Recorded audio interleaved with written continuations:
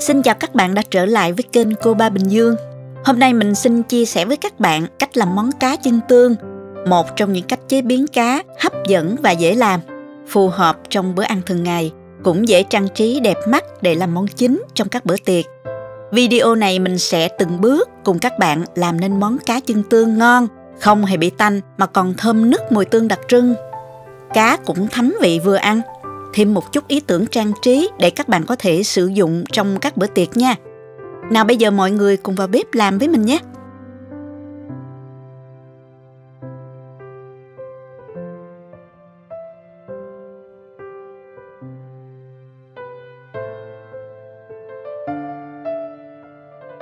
Hôm nay mình sẽ sử dụng con cá này nè. Bây giờ mình sẽ đánh vải nó nha.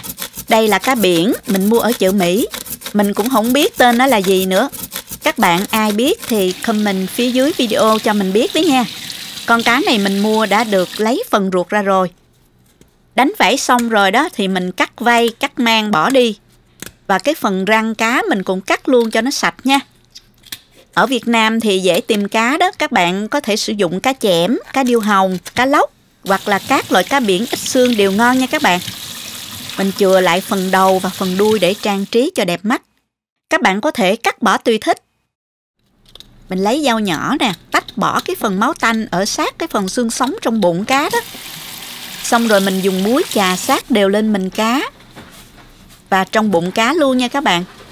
Rồi mình rửa lại cho sạch.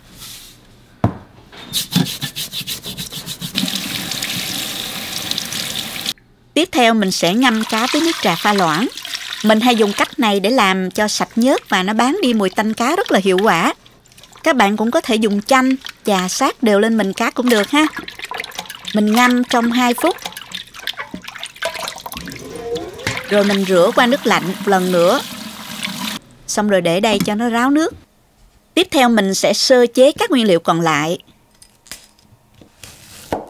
Hành tím này thì mình băm nhỏ ra.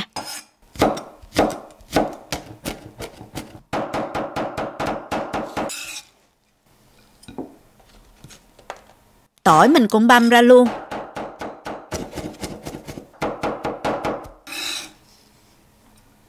Gừng thì mình cắt sợi nhuyễn. Đối với các món cá hấp thì không thể thiếu gừng nha các bạn.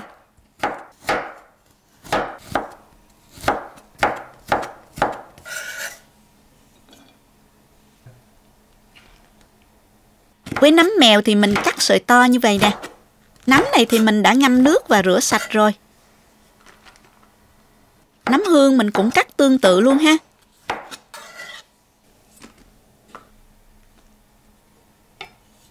Mình dùng thêm nửa củ hành tây, cắt dày khoảng 1 cm.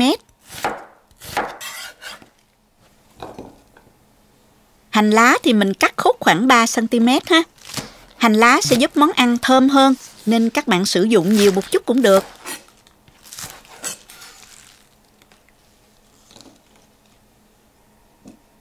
Mình thêm một ít cà chua nữa nè. Mình cắt múi cao để lát nữa mình xếp lên đĩa cho đẹp và thêm vị cho món ăn nữa ha. Củ cà rốt này thì mình bào sợi một ít để mình hấp cùng để điểm thêm màu sắc cho món ăn. Tiếp theo mình sẽ cho nước ấm vào ngâm bún tàu khoảng 15 phút để cho sợi bún nó mềm ra ha. Phần đậu phộng này thì mình đã rang rồi. Giờ thì mình giã nó bể sơ. Lát nữa mình sẽ rắc lên món ăn để ăn kèm. Bùi bùi ngon lắm đó các bạn. Như vậy là được nè các bạn. Nhớ bịt kín nha các bạn để giữ đậu giòn lâu. Bây giờ mình sẽ đi ướp cá nha. Mình cho gia vị vào đây để trộn cho đều rồi ướp nha các bạn. Cho vào 1 muỗng cà phê bột nêm gà, 1/3 muỗng cà phê bột ngọt. Bạn nào không dùng bột ngọt thì mình không cho vào nha. 1 muỗng cà phê đường, 1/3 muỗng cà phê tiêu, 1 muỗng cà phê tương hột và 1 muỗng canh rượu nấu ăn, giúp cá thơm hơn khi mình hấp á. Nếu không có rượu nấu ăn, các bạn dùng rượu gạo cũng được ha.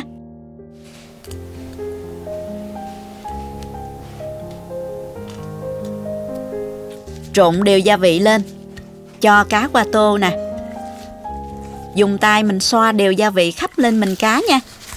Bên trên, bên dưới và trong bụng cá luôn ha. Rồi mình ướp 15 đến 20 phút cho cá nó thấm gia vị. Bây giờ thì bún tàu cũng đã mềm rồi. Mình sẽ vớt ra cho ráo nước. Và mình cắt khúc ra khoảng chừng 7 đến 8 cm nha các bạn. Tiếp theo mình sẽ phi tỏi. Cho 2 muỗng canh dầu vào chảo. Cho vào 1 muỗng canh tỏi băm. Phi lên. Khi tỏi gần vàng thì mình tắt bếp là được.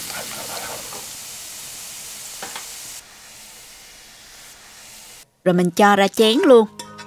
Mình sẽ cho 1 muỗng canh dầu tỏi cùng một ít tỏi phi vàng vào bún tàu trộn đều lên, giúp bún tàu không bị dính vào nhau khi hấp.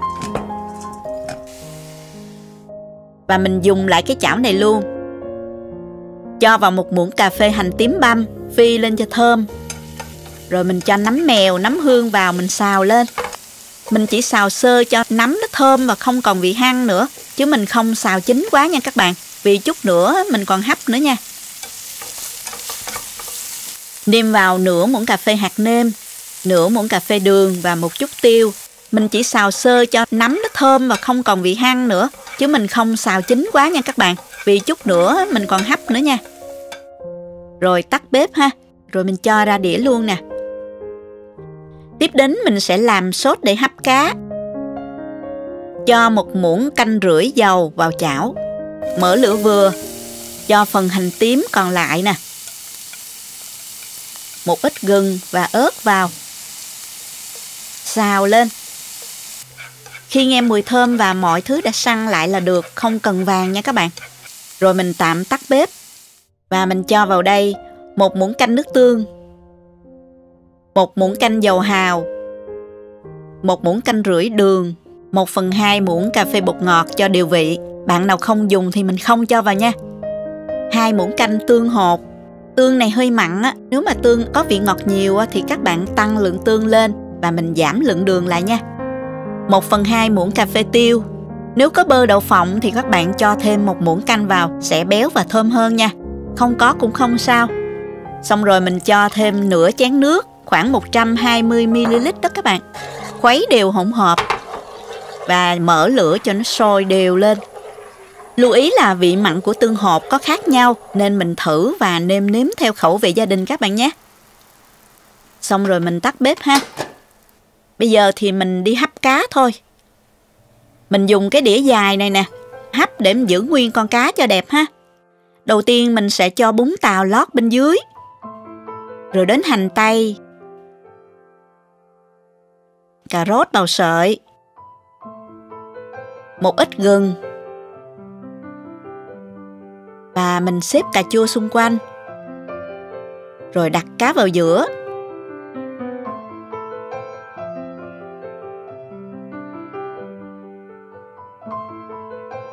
Xếp thêm bún tàu bên cạnh cá.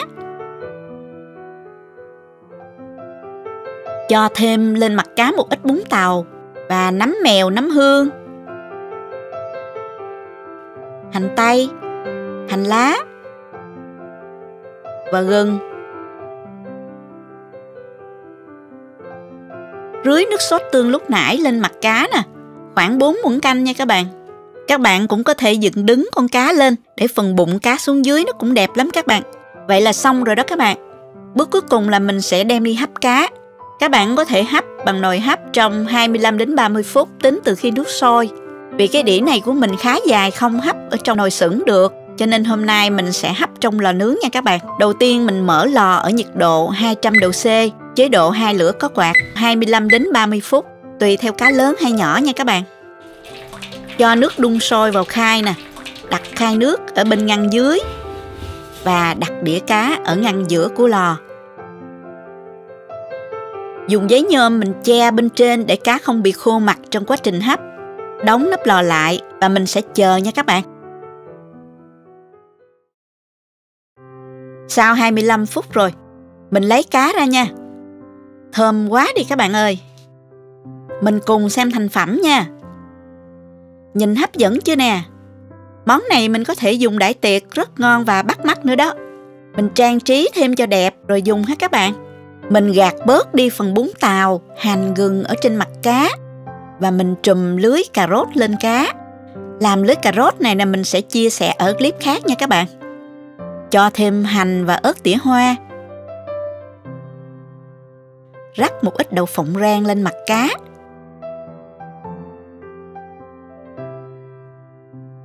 Vậy là xong rồi đó các bạn.